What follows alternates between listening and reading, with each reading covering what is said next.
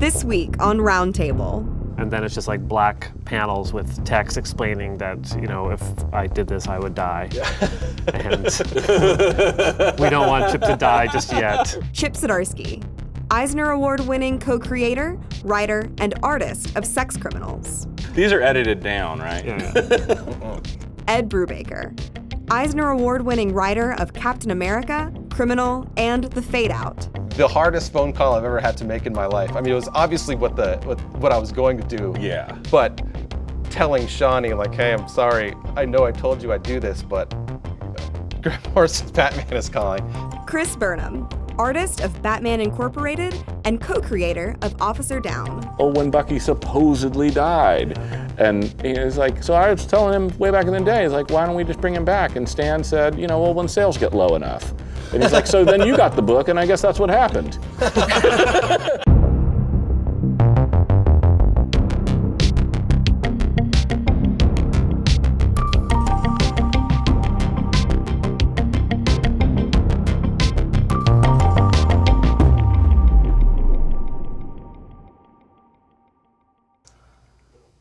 Chug, chug, chug, chug.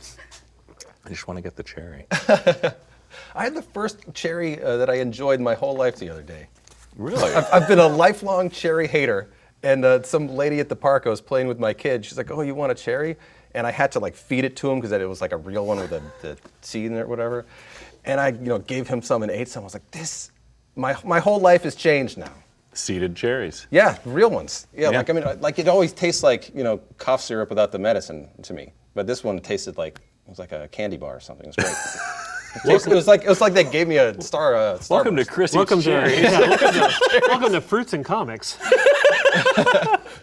Chris hated cherries his whole life until this woman at the park gave him hers. There you go. It's terrible. To me, this is very fascinating. You are now writing for other artists, but I knew your work primarily as a cartoonist until Sex Criminals, where you were, drawing and Matt's writing, and you're doing all the art and lettering and coloring.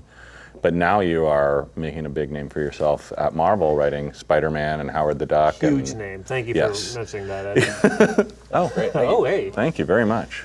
Oh, they got my memo about the umbrella. Yeah. Oh. I only count one. So do you feel, I came from being a cartoonist to transitioning to just being a writer, but I was a cartoonist who kept a notebook, not a sketchbook, so I only drew because I wanted to tell stories and I didn't have anybody to draw them, I think. And I think because I also thought I wanted to be a cartoonist because it's like the purest art form ever. Thank you. In some ways.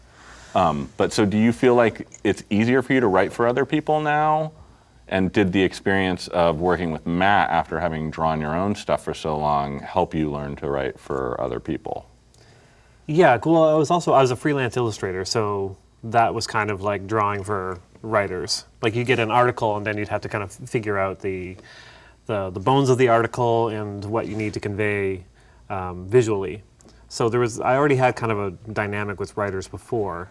But yeah, Matt was the first time where I was like, oh, okay, like these words matter and I have to translate them to the page, and I was terrified of screwing that up. If I had to change the slightest thing, visually from what the script was, I would send him an email apologizing and giving him my whole reasoning why the angle needs to be different in this particular scene. I was super scared. Because Matt will kill you. Matt will kill me. I mean, Matt will kill me. He's like, I can get anybody to draw this, but no. Well, I was spoiled too, because Matt is, his scripts are so conversational. Yeah. So it doesn't feel like a job. It was just hey buddy, do this or don't do this or do that. I don't know, whatever. Hey, did you hear this thing in the news? It's it's like one long kind of email to a friend in which he also wants you to do a lot of work. Yeah, it's funny when you say that. I was remembering when Matt and I were briefly writing the X-Men together, where we wrote this elaborate double-page spread. Yeah. And we came out of indie comics and zines. I came out of the zine scene even. So I was picturing those old cutaway scenes of the Batcave, or like Chris Ware does them, Yeah, and like Dick Sprang used to do them, and Ditko would do them for Spider-Man's apartment and stuff. And so we did that for like the new X-Men setup, and we had this whole double-page spread that would have all the little places, and then there were like 4 panels spread around. And it was a double-page spread, and the artist drew, the 4 panels took up all the space, and then there was an exterior shot of the new base, which was the side of a mountain. Yeah. So it was like, and it was like, can we get him to redraw this? And the editor just laughed. Oh, there's no time at Marvel too. That's a champion. Yeah. Like when you started, were you? Did you do your own work, like writing it as well? Breaking in, since I didn't have anything to draw, I would write my own little sample stories and stuff. Yeah. So I broke in doing that, and then collaborating with my roommate. But I pretty quickly started getting work as just the artist, and so I have mostly done that just from career inertia or whatever. Quite the brag. Quite the brag. Super quickly. Like I was a professional right away, so I didn't need to. Frank Whiteley couldn't hit his deadlines, and they needed someone who could draw just as good as him. And I was professional at 25, but I didn't make more than 20 grand a year before I turned 30 or something. So it took a while to be really professional, rather than like professional on my CV or whatever. And once you hit 25 grand, Woo! sky's the limit. When you write for someone else, do you find yourself being an asshole? Like so as an artist, compared to how I normally am. As an artist, when I get a big double-page spread, 1,800 rooms, 4 panels, I as a fan, I know what it's going to look like, and I'm excited to see it. But as a guy who knows how long that's going to take, I'm like, how am I supposed to hit this deadline given this spread and the other 18 pages I have to draw? And as an artist, when Fraction does that to you, you must be annoyed. But then you're turning around and writing that same thing for Spider-Man. Do you lose all of your compassion? Like once you start typing, do you go, fuck this guy? Like you quickly, a couple things happen. One, you realize you're a god. Like as soon as you become a writer, you're like, oh my, like, anything I type becomes real and takes forever for someone to draw. Like if I type, the army storms downtown New York City, splash page, tons of people are running. Right. That took me like 5 seconds, and it would take an artist like 2 days to draw. Like that's a crazy amount of power for one person to have, frankly. And I don't like it at all. So, I mean, the first thing I wrote that somebody else drew was Howard the Duck with Joe Quinones. And my first few scripts are just me apologizing to him. Anytime I had anything with more than like 3 people in a scene, I am so sorry. This is really necessary to tell the story. And like Matt will definitely he'll create scenarios for me that he knows full well are going to take forever. Well, how many panels was in that one page where she's putting on her makeup? That was like 400 panels? That was 64 panels. 64 panels on one page. Yeah. It was amazing. There was a hidden 65th panel. Because I had to... That's the one that's just, you just see in your head. Yeah. I had to, Matt gave me the list. So the scene was basically, it's a woman preparing to go out. And he talked to all the women in his life, like what does it take for you to go out? And they kind of went through all the steps of like plucking, waxing, concealer, makeup, like every step, and it ended up being 62, 63, I think. And then I came up with a couple more that he missed and put them in there. But I had one that's like hidden. It's on another layer on the file. Oh my God. Where the final one is an Eisner Award made out to Matt Fraction for worst writer. That's brilliant. It's like just that secret joke just for me and Matt, and that's it. This is 90% of sex criminals. But no, he will he'll have like a character walk into a porn shop, and he'll give me like 3 or 4 suggestions of things that could be in the background. But he also knows me, and he knows I'm going to put like there was one panel where there were 72 jokes in the panel. Because I can't help myself, and he knows it, and he takes advantage of it, frankly. Yeah. but we had a thing where towards the end, he joked about the idea of doing another scene like that, but it was at like a porn Costco. Like it was like a porn shop that was like essentially a warehouse. Yeah. He's like, this is gonna be great. It'll be like the ultimate version of that. I'm like, no, I did it. Like that was everything I have. Yeah. But are you gonna go back to that and top it? Yeah. So he wrote the scene like basically where a character like goes to this mall, and then it's just like black panels with text explaining that, you know, if I did this, I would die. Yeah. And we don't want Chip to die just yet. I remember that. So that gives us the out. It's interesting, your question, because like I started out as a cartoonist, and I liked writing for other people because they could draw things I didn't know how to draw, like a car chase or something I can effectively pull off. Like if it's anything more than like a bad version of an Archie comic, I can't really draw it. Right. And you know, even back then, but so it was like I would feel guilty about that when I'd be like crowd scene or whatever. But then you look at the artists, like what they can do. Like when I was working with Steve Epting, I went and looked through like all of his art that I was like El Cazador, that pirate thing he was doing. I was like, oh, this is amazing. So I was like, clearly he can do this. So I would write to that level. But once you're working with someone for a while, you kind of get used to what they can and can't do. And I always feel like that's the times when I start to feel guilty, when I'm like, oh, this is too many crowd scenes, or this is going to be insane. And I feel like I've become more sympathetic to them. And over time, I'll be like, you write something, you're like, oh, this is going to take them forever, but it has to be there, so you just do it. And then you see how good they do it, and then you start leaning into it a little bit more, but you start putting less panels on those pages because you're like, oh, it's easier for them if it's like a 2-panel page or a 3-panel page. Yeah. So like I feel like you always learn that. But because I've been working with Sean for something like 18 years now, like Jesus consistently. Christ. We started in 1999.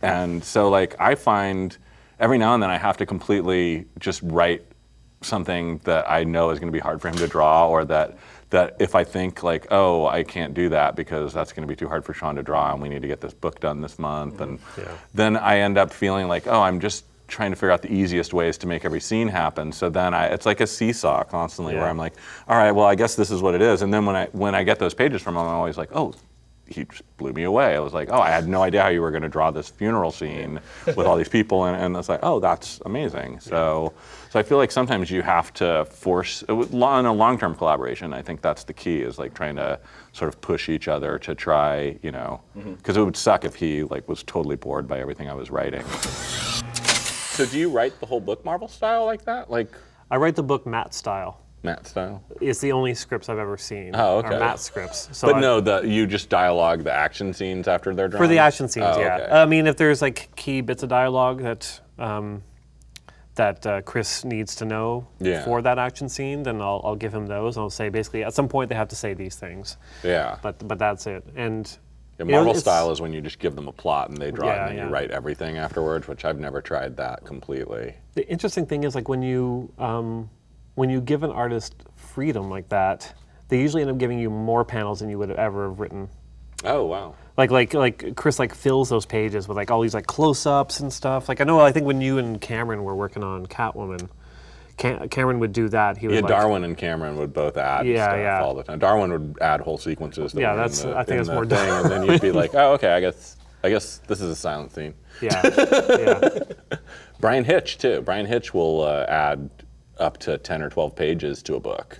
Like if it's like a special event thing, like when we were doing the Captain America Reborn story, I'd send him the scripts for like a regular sized issue, and we would end up with like a 35 or 40 page issue, and I'd have to go back in, and he would expand scenes usually, or like have like splash pages like out of the blue, and it was great for me because I'd already written the thing, and he was just adding pages, so they just had to cut me another check for all the extra pages.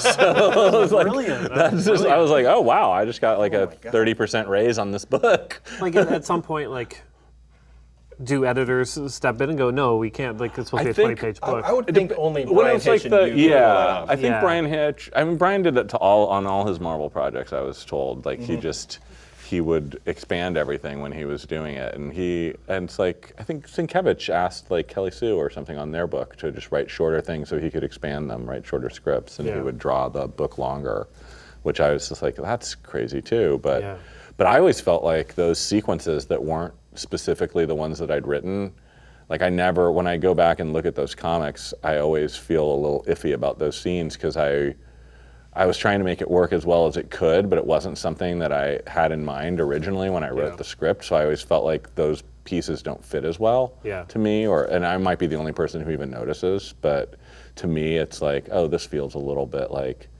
and then I wonder if the guys back in the old days when that was the only way Marvel comics were written, where you just gave the artist like a one-page plot and then you had to write all the dialogue after. It's like, that must have been, it's like a whole different game than what we do. Like writing a script and giving it to someone and basically like hoping that they follow it as closely as possible. Who else does that now? I think Dan Slott actually still writes plot style. Yeah, that's what I was told. Tom DeFalco still does it if he's still alive. He is. Can we get a call about Tom DeFalco? Poor Tom DeFalco's watching us right now, single tear. Really bad. I remember in the early days, I used to do the grid. When I first started writing comics for other people, the first script I drew, I actually sent in layouts for the rudimentary like layout of what the page should look like. And after the first couple things, the artists were like, "Hey, can you stop doing the layouts?" And I was like, "Oh, are they not good?" And they're like, "No, they're fine. It's just that's the fun part." Yeah. And I was like, "Oh." And I remember when I worked with Javier Pulido, he didn't even want you to break down the story in panels. He was fine with you just sending him this scene as 3 pages, and you just, this is what happens in it. Here's all the text and dialogue, and he would figure out how many panels per page or how to make it work. Like that was his one thing. I feel like you've got to build a lot of trust between a writer and artist before. That was the first time. That was the only time I ever worked with them, and it was like. Is that why it's the only time? No. It was fine. I had no idea what style he was going to draw the comic in, and then he ended up drawing it in kind of a mixture between like Kurtzman and Krigstein. It was like this really weird, loose style, but the storytelling was very Krigstein. I really loved it, and but I recall that. Dan DiDio supposedly took one of my issues into one of the big DC group meetings and held it up and said, "Why are we publishing comics that look like this?" So I was like, "Oh, okay." Like, "Oh, all right." And then like 6 months. Who relays that to you? Who's like, "Hey, Ed, guess what they're saying at DC?" Axel told me. Oh, of course. After he left. Right. Of course. Yeah, I know. Hi, Axel. But yeah, I think there was some problems on Human Target. I think DiDio was down on Pulido's stuff on Human Target too, which I just love everything Javier does. Oh yeah, so, that's amazing. Yeah, and that She-Hulk stuff he just did a few years ago was just fantastic. And you know, he's one of those guys who can draw in like 10 different styles. He's like Mazzucchelli that way. Yeah, and you can just let him go and do what he wants. Yeah. I mean, that was the thing. I was already a fan of his before I worked with them, and we emailed back and forth a few times, and I just was like, I'm gonna trust him. Yeah. And we were on like a monthly deadline, so it was like you either trust him or you don't. Yeah. You know, and it was like, well, he's got the job, so let's try and make it easy for him. Let's try and make him happy. And then the pages would come in, and I'm like, oh, this is amazing. And it wasn't Marvel style. It was just like I just didn't tell him this is a full tier or this is a splash page or whatever. These are edited down, right? Yeah. I was gonna say our tight kind of the 8-panel grid. I hate it. You do 4 tiers usually, right? Yeah. So it's basically the 8 panels, but we can split it up. Yeah. I hate it because it's so hard to letter. I always wonder about that because you're really good at making it all look effortless.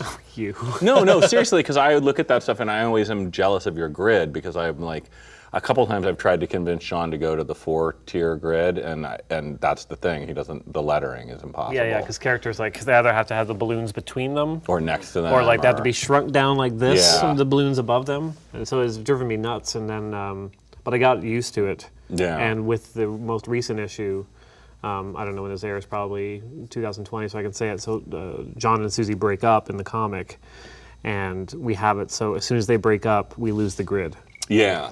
So we're doing a thing now, and it's like the first time I've actually had to do like actual proper layouts for it, which is a little intimidating because I'm just now I have to come up with the shapes and sizes, and yeah, it's been interesting, tricky. Yeah, I can't wait to see that stuff.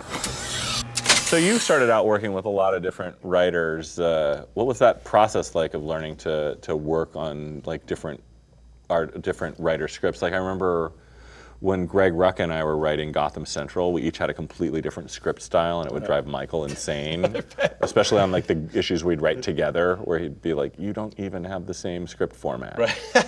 So is that a thing that you had to sort of? Yeah. Starting out, I don't know if I ever worked with the same writer twice until I started working with Joe Casey, but that was after 5 years or something. So yeah, every project I worked on was. What was the first thing you had published? Yeah. First thing I had published was Moonstone Monsters Sea Creatures, which was a. You did your first book at Moonstone? Yeah, they're man. Wow. a Chicago publisher. Yeah, no, I know who they are. Yeah, Pat. I showed my stuff They to. pay you like $15 a page. They or paid something? me like $0 a page Oh, for wow. that first one. Wow. Right? I mean, You do it for love. it worked out in the long run. Yeah. It was a Killer Frog monster story written by Ben Rabb, who Oh, wow. who at the time was writing Green Lantern. Yeah. And I was 25 years old, and I was like, I'm gonna draw Green Lantern. This is my Your way in. my Yeah, yeah. entree. No, Yeah. that's not gonna happen that way. That was very. And I was drawing. I was doing like a poor man's David Lloyd kind of style, like the wow. V for Vendetta era. Oh, wow. So I wasn't drawing any outlines at all. So Oh, it was my just God. it was just shadows to define the form, and I was like super religious about it. Like I wasn't drawing any lines. Like even as far as you went into the background, I was still only drawing the shadow side. Wow. Which is foolish. Yeah. Because you can't tell what anything is unless it's super, super clear. And it also just looks like every scene is just being shot with like a nuclear-powered spotlight, which is real dumb. But yeah, I did a story for him. Then Bill Mesner Loebs, I did a Oh, wow. Wow. I did a witch story for him, also from wow. Moonstone. And then When I Same, was a- same style of the. no, then I did a watercolor style for that just for shits and giggles, really, because it was like a Revolutionary War era story about witches, and I was like, oh well, I'll try to do this watercolor. I'm going to do this in etching. Yeah, can I pull this Sure. off? Yeah, kinda. I'm gonna do this in etching. Can we get a wood block over here? Yeah. I mean, when you're young and no one's paying you anything, that's the time to really Yeah. screw around with stuff. Yeah. You know Coheed and Cambria, like the prog rock band? They have a like super complicated musical mythology, and they've got comic books based on all their albums. Oh. And so I did. I was supposed to do all 12 issues of that, and I ended up doing the first 7 or 8 before I got hired away to draw Batman instead. Oh, wow. Which is the hardest phone call I've ever had to make in my life. I mean, it was obviously what I was going to do. Yeah. But telling Shawnee, like, hey, I'm sorry, I know I told you I'd do this, but Grant Morrison's Batman is calling.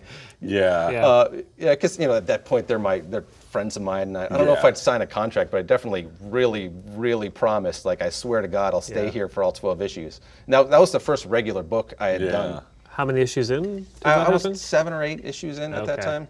If you know Aaron Cooter, Yeah. he'd never been published at that point. We were on the same wow. we were on the same message board, and we were both doing that pseudo Frank Quitely sort of style. Yeah. And there were, the Evil Ink people asked me, who should we get to replace you? And I said, Aaron Cooter is your guy. Although I may have said Aaron Cooter or Nick Patera, and they picked Aaron Cooter, I can't remember.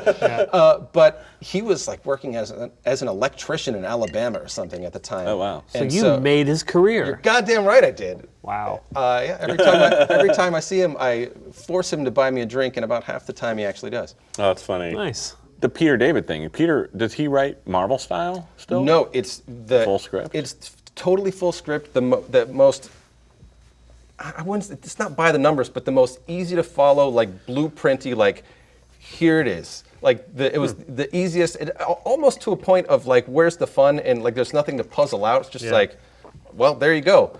Definitely like the easiest comic I've ever had to do, and thank God, because it was like the first, like it was a monthly book. And by the time when I got the first script, I had a month to draw that first issue, and then they were going to press. Like there was no lead time for some reason on a 12-issue series. So it's just like I have to hit the ground running. You were like, thank God I got out of this by issue 8. So I wonder if he wrote that way because he knew that you were new. I don't know. Or I did don't he think not so. know who the artist was? He even didn't gonna know who be? the artist was, Yeah. but there's a character in there who named Al the Killer.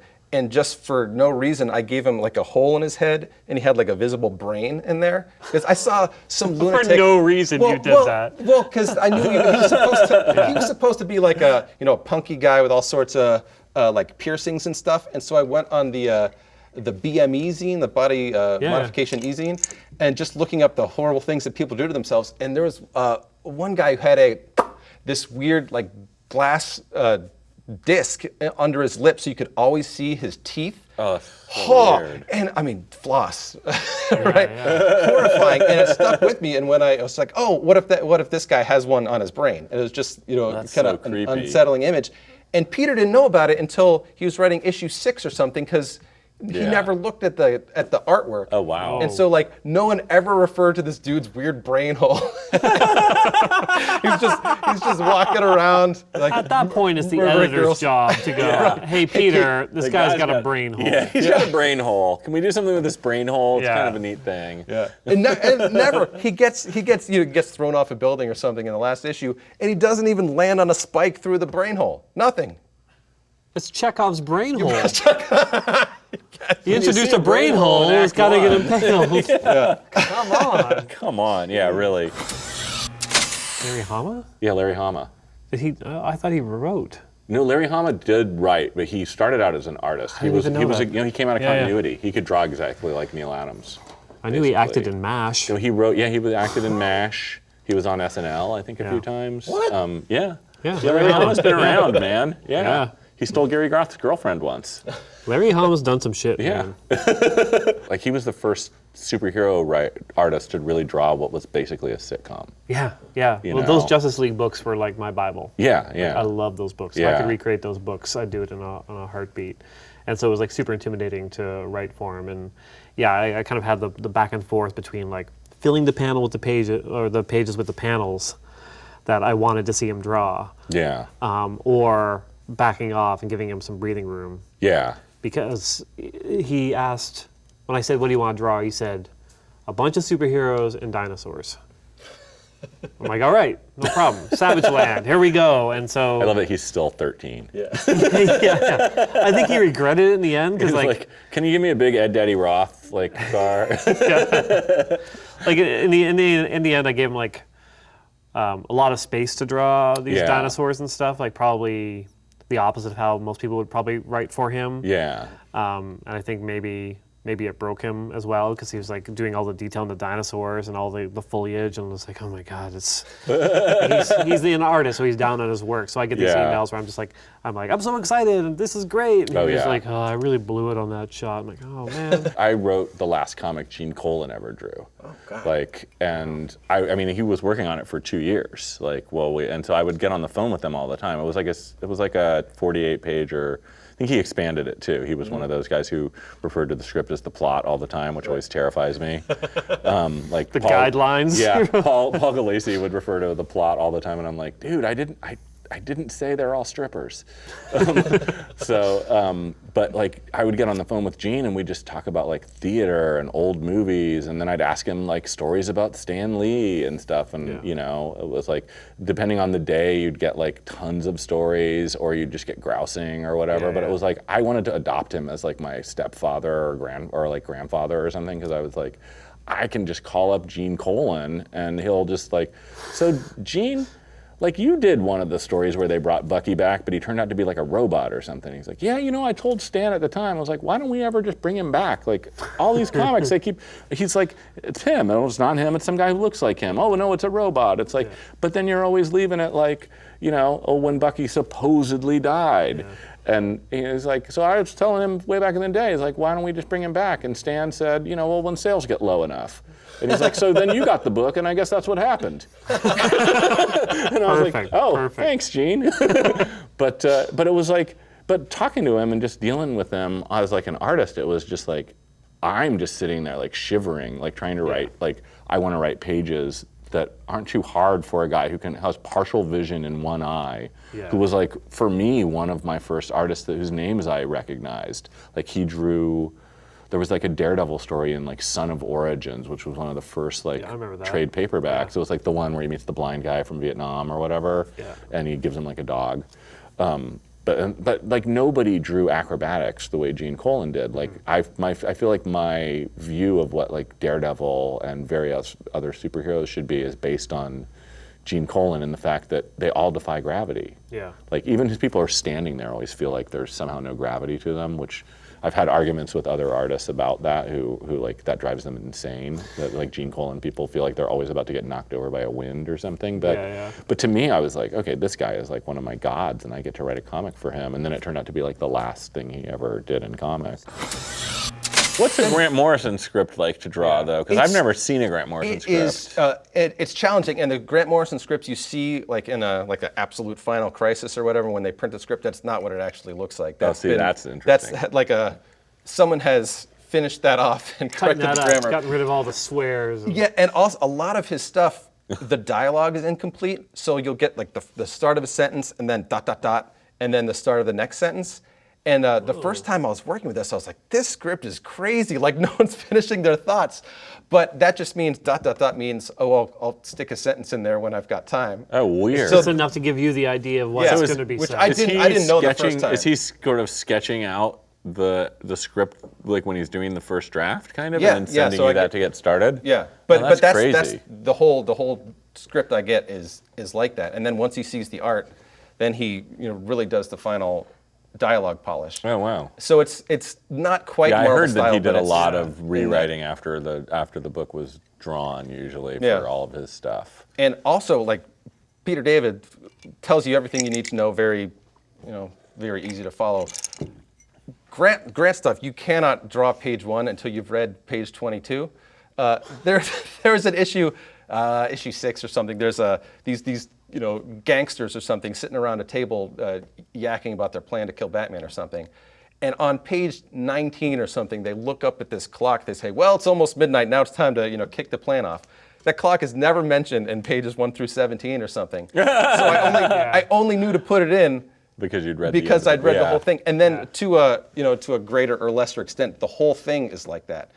And so a Grant script is really counting on the artist really directing it and interpreting it and forcing it to make whatever sense the artist thinks it should. Yeah. And so that's why there's great Grant comics and there's crummy ones. Because if you don't know that going in, if you don't know what one of his comics is like supposed to feel like, if you just drew what it actually said in the script, it's not going to make any goddamn sense. Oh, that's interesting. And half the time when he calls out a reference, he doesn't tell you what it is. Like there's an issue in. You're cool, right? Yeah. There's a panel in issue 2. It was like the life story of Talia. And when she's a little girl, she's being trained, and like the whole idea is that she is just as formidable as Batman. Like here's her tragic story. Here's why you might think she's just a Ra's al Ghul's daughter, but she's seriously like the greatest super criminal ever or whatever. And there's just like a one-off panel where she kicks a tree in half when she's like 8 years old. And it doesn't say make it just like that panel in Batman Year One. It just says she kicks that tree in half. But And I mean, we've all read Batman Year One. But if they gave that to someone who's actually new at it, thanks. They would just draw some other totally different composition, and it wouldn't land the same way. And to various extents, the comics are just littered with examples like that. Oh, wow. And I'm sure there's all sorts of stuff that I had no idea about. Oh, wow. I totally missed. Sean and I have a weird working relationship because it's just, we made like a lifelong commitment at some point around 10 years ago. We decided we're just going to keep doing this for the rest of our careers. But was that a discussion? We discussed early on Has that we he would just worked keep with doing anyone other than you over the last 10 years or so? He's done the odd side project here or there, an issue Does of it this. feel He like did that he's cheating on Kirkman you? thing. Yes, absolutely. Yeah. And when he does like a lot of covers for Criterion and stuff, and it drives me crazy when I see them because they're amazing looking. Yeah. And then he'll show me all the sketches he did for the process, and I'm like, you did 19 sketches for this. You never do 19 sketches for our covers. He's like, yeah, why would I do that? I was like, okay. Like, but this Mildred Pierce cover is amazing. Yeah. So it's funny, but I always feel like he's cheating on me. When Kirkman was doing Marvel Zombies with him, Right. I was like angry about that. And Joe had like a project he was going to do with him, and like I made sure to never be late on scripts for Sean so that he wouldn't have any time to do it. So it's like, it's interesting though. I feel like he and I have meshed into a single voice almost. Oh yeah, for but sure. he never wants to know what's coming. Like I've never told him what's happening in the story after what he has on the script. And sometimes I'll send him 5 pages, sometimes I'll send him 12 pages. Like, and he never knows what's happening after that, unless I tell him, like, this is an important detail because 10 pages from now, this will happen. Yeah. Like, and that, because I don't have those 10 pages for him yet, but I know where it's gonna be. So I always feel like, because I grew up drawing comics, I have a better sense of what's possible to draw. maybe, even though I'm Yeah. working with people like Brian Hitch or someone who can draw things I would never have the ability to draw, you know, or Yeah. Steve Epting, who can draw anything you tell him to draw, or, you know, Sean, who, you know, it's like, oh, well, this is packed Times Square with cars and people, and, you know, and he'll make it look perfect. So, Yeah. like, that's the great thing about just like that. But with Sean now, I mean, the relationship has gone on for that I started working with Sean the same month I started dating my wife. Those are the two longest relationships in my life. I've hung out with Sean probably like 5 or 6 times ever. Yeah. What? Because he lives in England. Yeah, that's how so it it's works. like we mainly email. He's probably the person I talk to. I probably actually interact with him more than I actually interact with my wife, and on some level, because we email all the time. Yeah, same with whereas me I and don't Matt. email with my wife. Yeah. You know, like yeah. unless it's like, can you please print this? Yeah. Like the call sheet for this show. Yeah, Like that's the last exactly. email I sent her.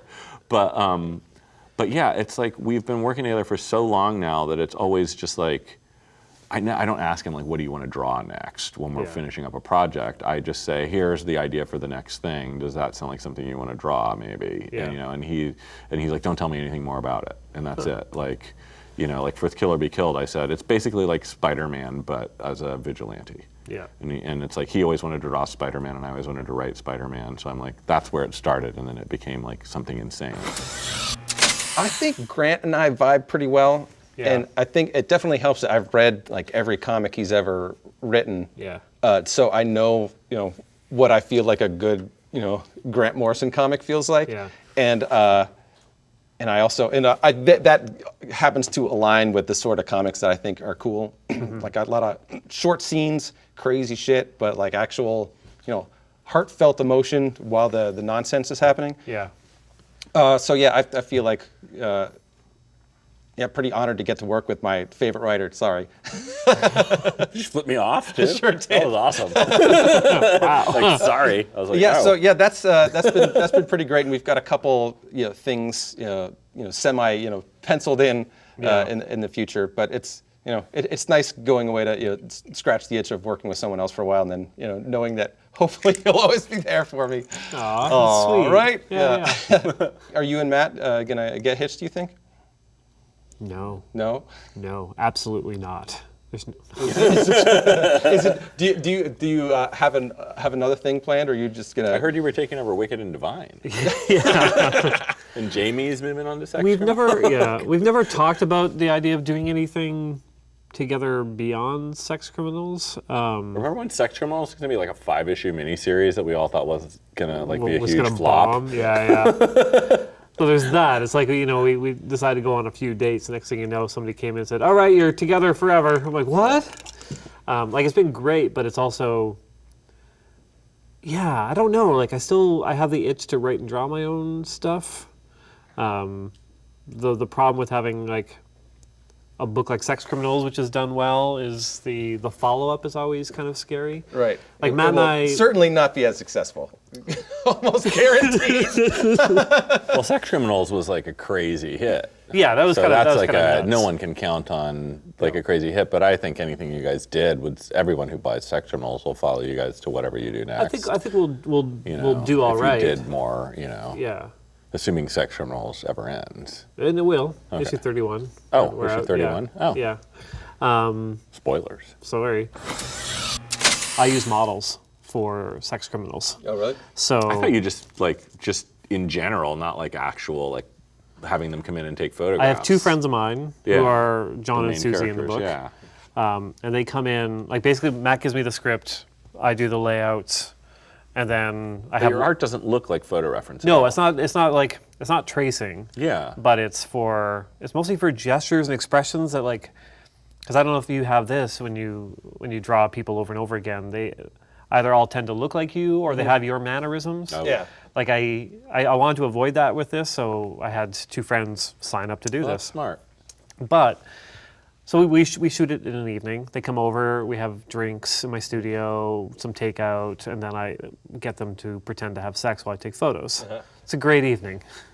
They didn't know each other before I started doing Sex Criminals They didn't either. know each other at all. No, Oh, and I that's wanted amazing. to just keep it in order. Well, just like the book. Yeah, I shot it chronologically. So like I got them into my studio and I'm like, Tiffy, Alex, Tiffy. All right, so the first scene in the book is so you're having sex on a counter So, okay, Alex, you just kind of grab, okay, and just kind of grind into her. Great. It was really creepy. But as a result of that, I need the full script. I can't do half script. No, yeah, you could. Because like once in a while, like when Matt gets behind and stuff, Yeah. he's like, "Oh, can I feed you like 10 pages?" I'm like, "No, it's gotta be the full You're thing." dealing with other people. So I have that in my head, and I hate the idea of laying out a book just halfway without knowing what's happening in the back half. Yeah. So like I will never deliver a script in chunks. Like I know that's kind of what happens once you like. I'm betting you $100 that you do it by the end of this year. And also, I remember the first time I realized that that comic artists use reference. Oh yeah. There was it was 2 cases. One was Sean Phillips. Yeah. And the other was Frank Miller, and they both used the same reference. Oh, weird. Because it was a reference book series. I think it was the Fairburn models or whatever, and it was all just like, this is a book of hands, this is a book of faces. And it was like, one was like this angry angry Japanese guy just like, and like Frank had used him in like Electra Lives Again, and Sean had used him in Hellblazer. I'm like, oh my God, like That's amazing. yeah.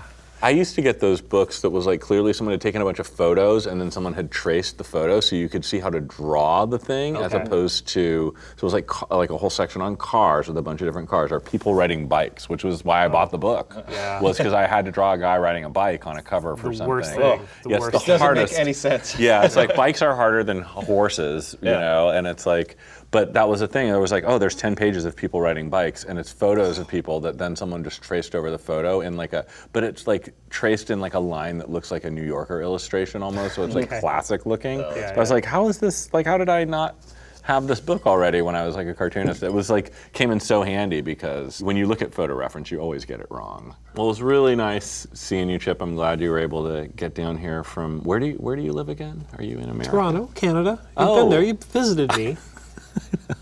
Wow. I'm just kidding. Wow. Americans. How about this? Here's to never drawing another bicycle. Oh, I'll cheers to that. Yeah. I think we can all agree.